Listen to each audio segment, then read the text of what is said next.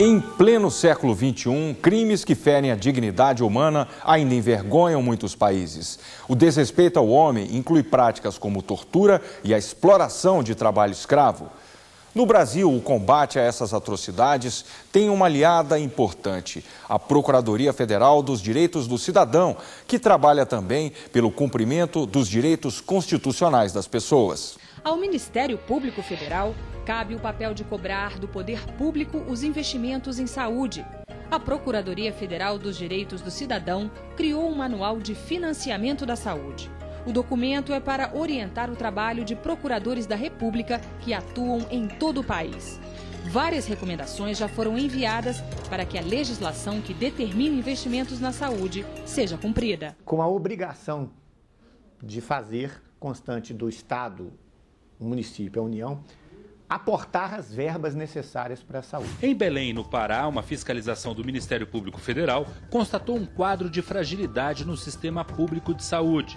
No pronto-socorro municipal, a todo instante, chegam pacientes encaminhados de outros hospitais e unidades de saúde da capital Belém e de outras cidades. Gente como Dona Maria Palheta, que esperou, mas não conseguiu atendimento para a filha de 10 anos. Aí viemos embora, mas eu já vou, porque eu não aguento mais não. As fiscalizações são constantes, numa média de 5 visitações por mês. Os flagrantes levam o Ministério Público Federal a propor ações à Justiça com pedidos de providências. A conclusão é que a gente chega é que não falta verba, né? O que está faltando, de fato, é a aplicação, né? A correta aplicação, a destinação efetiva dessas verbas à saúde, tal como determina a Constituição. Em Brasília, os procuradores também foram checar de perto o atendimento do cidadão nos postos da Previdência Social. O INSS ocupa o segundo lugar no ranking de reclamações que chegam ao Ministério Público. A fiscalização confirmou as expectativas dos representantes do órgão. Demora no atendimento, falta de informação e atraso nas perícias médicas. Um quadro que exige melhorias. A gente identifica melhor quais são os problemas, né?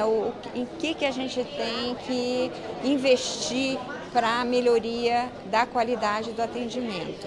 As informações colhidas nas fiscalizações deram origem a um relatório de medidas que precisam ser adotadas para melhorar o atendimento às pessoas. Na luta por uma sociedade mais justa, o trabalho é grande para assegurar a acessibilidade a quem tem deficiência física. São inúmeras as dificuldades. No estacionamento, a rampa muito íngreme dificulta a subida. Às vezes, é preciso que alguém ajude. Mas se tem um carro que obstrui o caminho, fica difícil passar. Ir ao banco não é uma tarefa fácil para José Cícero, que usa cadeira de rodas há 27 anos. Nesta agência em Brasília, não dá para alcançar o caixa eletrônico. E, segundo ele, o atendimento preferencial imediato não funciona. Uma certa vez eu estive aqui e uma pessoa que estava me atendendo disse que estava aguardando terminar o atendimento do pessoal lá para depois atender o meu pedido, que eu fiquei aqui por cerca de 1h e 20 minutos aqui embaixo.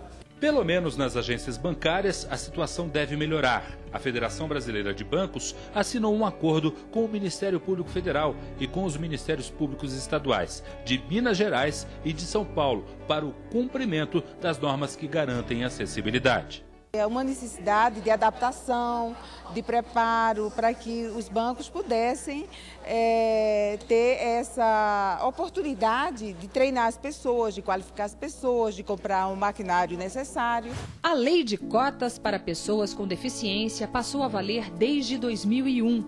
Mas o que se vê ainda hoje é que alguns concursos não reservam parte das vagas aos deficientes.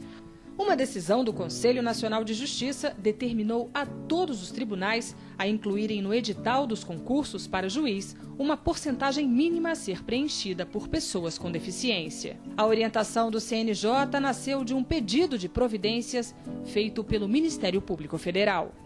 Leonardo Gontijo, que cursa Direito em uma faculdade particular em Brasília, ficou otimista com a decisão. As pessoas são capazes, tendo a dificuldade ou não, elas são capazes. E isso vai ser avaliado através do concurso público. para que as pessoas possam realizar os seus sonhos, né, futuros. Outra área de atuação que obteve um avanço importante em 2008 foi a luta contra a pedofilia na internet. O Ministério Público Federal em São Paulo conseguiu que a Google assinasse um termo de ajustamento de conduta.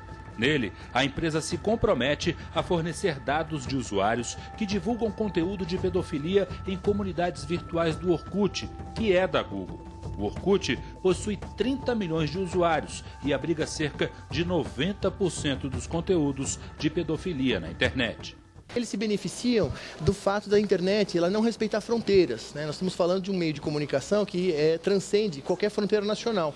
Então, não só os pedófilos, como qualquer criminoso de internet se beneficia desse fato, né? Do fato de você poder hospedar um conteúdo criminoso em qualquer lugar, de você ter uma dúvida concreta sobre qual legislação aplicar. Daí a importância, né, desse acordo de hoje, que reconhece a aplicação da lei brasileira em relação a todas as conexões de internet feitas no Brasil. Cada vez mais a internet deixa de ser um território livre para os pedófilos.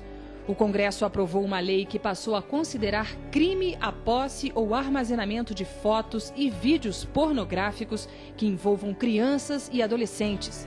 Além disso, a pena de reclusão foi aumentada para quem registrar e filmar cenas de sexo que envolvem menores. Passou de 2 a 6 anos para 4 a 8 anos. Vinha sendo a internet que traz muitos benefícios, mas que vinha sendo aproveitado pelas pessoas inescrupulosas, né, para impor, seduzir e mesmo violentar virtualmente, né, as crianças e os adolescentes. A escravidão foi abolida há mais de 100 anos, mas ainda é uma realidade no Brasil. A maioria dos casos se concentra na Amazônia, o que exige do Ministério Público Federal uma atenção maior na região. Defender cidadania é também combater crimes como tortura, uma realidade ainda presente hoje no sistema prisional. A tortura, ela existe atualmente, a meu ver, com uma clareza sem igual nas penitenciárias, por exemplo. Lá nós temos superlotação carcerária, temos aquelas celas que são destinadas aos presos em castigo, que são verdadeiros calabouços. De acordo com a Organização das Nações Unidas, crimes contra os direitos humanos não prescrevem. Esse é um dos argumentos que leva o Ministério Público Federal a lutar pela condenação de responsáveis por crimes de tortura durante a ditadura militar. Segundo especialistas, a responsabilização de crimes e de atrocidades históricas ajuda a evitar que os mesmos erros se repitam. Se constatou que aqueles países que fizeram a apuração e a responsabilização daqueles que violaram os direitos humanos são países que estão hoje num estado democrático com menos violência aos direitos humanos.